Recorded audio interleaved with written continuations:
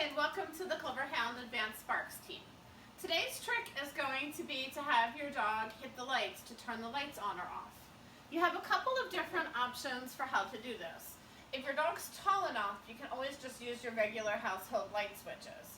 But for this trick, we will be teaching them to flip the switch down with their feet, so they can be a little rough on the walls. So just be a little bit careful on where you decide to do that. For a shorter dog, there's a few ways you can modify this trick.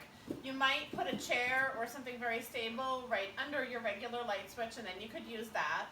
What I have here is a portable light switch that turns on our little portable lights here that can be wall mounted to any height, so I have it customized to short dog height. This one I got from Amazon.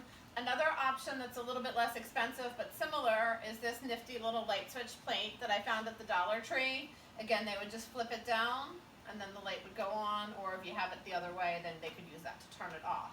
Whether the lights go on or off kind of doesn't matter. It's just a matter of whether I flip the Velcro right side up or upside down. So for today's purposes, if we're going to teach Chili to turn the lights off, this is essentially a paw behavior, so it's similar to what she did with the easy button, but a little bit trickier because she has to get up on the wall and aim a little bit. Hey, Jill, paw. So initially I'm just going to ask for paw, and I'm going to click for any movement in the direction of the light switch. Paw. Good. And now I'm only going to click if she's actually touching the switch plate. Paw. Good. And then after a couple clicks that way, I'm going to get a little bit fussier, and I'm going to wait for the lights to actually turn off. Paw.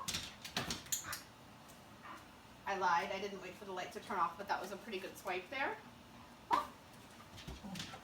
Good. She's getting the idea to put a little more pressure there. Ready? Paw. Pulling the plate off the wall, which is not what I want, so I'm not going to reword that. Paw. Good. Good job. Oh, that was a really good one. Okay. I'm eventually going to rename this something like switch, but we're not quite ready to do that yet. Let's try one more here. Ready? Paw. Good. Oh, well, we got it, but then we turned it back on. Let's try that one more time. Paw. Chili, when you bark and chew at the same time, you choke. Come on, Paw. Good girl. There you go. So a little frustration there as she's trying to figure out what's working to make me click. This is a little bit more of a challenging trick, and Chili's learning it along with your dog, so she doesn't quite have it perfect yet. But this is the idea. You want to use the same cue initially that you did for touching the easy button, which may have also been the same cue that you used for your handshake in the novice level. And then eventually, as they get better at it, you can call this lights or switch or whatever you want to call it.